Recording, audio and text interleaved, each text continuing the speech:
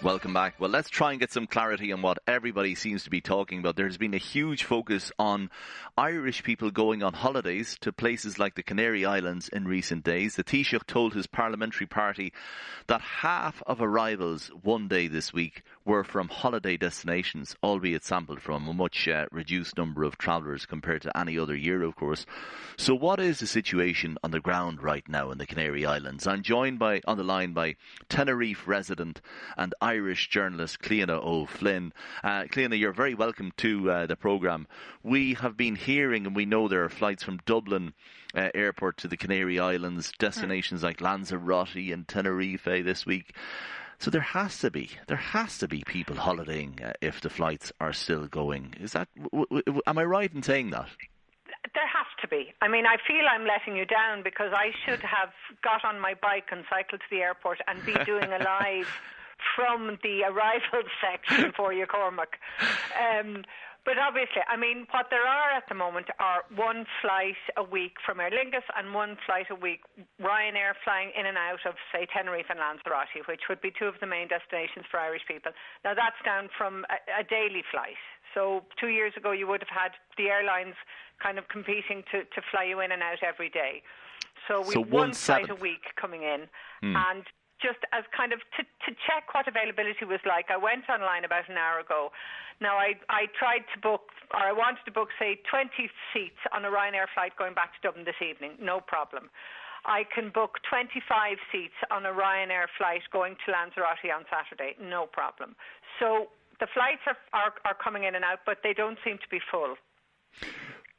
So do you know, would it be half full? Would it be a third full? Do you have that figure on average No, now? I don't. I don't, and I don't know if the airlines are going to release that at the moment. However, they're offering very good deals. I mean, I don't want to do a big ad for them at the moment, but you could pick up a flight to Lanzarote for $90.95 if you were lucky.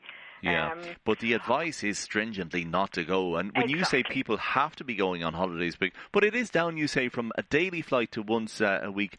But you know of some examples where people do have genuine, legitimate reasons to go to places like that. I mean, it depends on what a guard stopping you on the road to the airport would define as genuine. I know of one individual who's coming out this evening. He is an elderly gentleman. He lost his life partner about 5 months ago, and for him the choice is rattling around in his home on his own, perhaps, feeling that his mental health is under stress and strain, or coming out to stay with a family member here for a few months. Mm-hmm. Now, you tell me who is to decide that that's not an essential journey. Yeah, I suppose people then will ask, how common is that? Isn't it? Yeah, well, no, you're dead right. Anecdotally, here in Tenerife, a lot of the people who would be here at this time of the year have quite possibly got second homes here, and they are out here for a long stay, maybe for 5 or 6 months. As we frequently have at this time of year. People come out in November and they stay through till March or April. And how do the locals feel then, Cliodna, about Irish people coming out to those holiday destinations at this time of year? Well, it's a mixed feeling. First of all, since November, anybody travelling in and out of Spain or into Spain, which is part, Canary Islands is part of Spain, has had to have a PCR test within 72 hours of their departure time. So Spain have been quite strict about that test needing to be taken before they actually leave their country of origin. And here in the Canary Islands, we're actually one of the better destinations, one of the best parts of Spain now at the moment in terms of our figures. Tenerife has dropped to level 2 in the last 2 weeks, which means we have lesser restrictions on the number of people that can go out for dinner, the number of people that can be together in a household, and from the number of households. For instance, Lanzarote at the moment is in level 4. So if anybody is travelling to Lanzarote right now, they better be planning a very quiet holiday because they're not going to be going out a lot.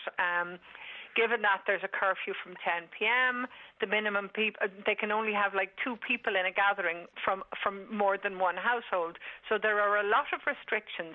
And if people go along with those restrictions, if they follow the rules here, people are not too worried. We're in a catch-22. We need tourism. It's 35% of our gross domestic product. But we also want to feel safe. And so far, we think we have obeyed the rules and felt safe. Yeah, can I ask you, well, I have 30 seconds left or so, if you don't mind. I want to ask you specifically about people who went to the Canary Islands for their Christmas holidays or so on, and are now only returning or have returned in the last couple of weeks or so. That seems to be the implication from some people here. Would that be correct in your opinion? I'd say that's possible, yeah. I mean, I would say that there is a possibility that happened. But people wouldn't have resented them being here, because they would have probably been long-stay tourists who would have been tested before they came. So I'd say that's not to say there aren't people coming out for short breaks, because there will be. But most of the people coming to Tenerife are probably longer stay and older residents, Cormac. Okay, but I believe there's no tradition of people coming home for Christmas in the Canaries itself, and that's why you have low numbers, I suppose, in some places. Look, we'll leave it there. It's you've cleared up an awful lot, I think, and you didn't have to get on your bike to the airport. Clean O'Flynn, thank you very much indeed. I'm expecting the call any day now.